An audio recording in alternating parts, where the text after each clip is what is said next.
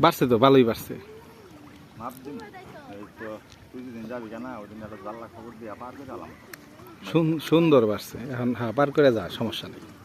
গোল খাবার পয়সা একটু পাউডার যাবো তেলাহির মধ্যে কোলাই হারেন আবহাওয়া খারাপ তো খাওয়ার উঠল ওই জন্য পারবা এই টুকার ভিতরে মনে কর খালি মাছ আর মাছ 50,000 গোল খায় আচ্ছা 60,000 আর 12,000 টাকা 14,000 তেল আছে ওই সারাটা খালি মাছ মাছ ভাই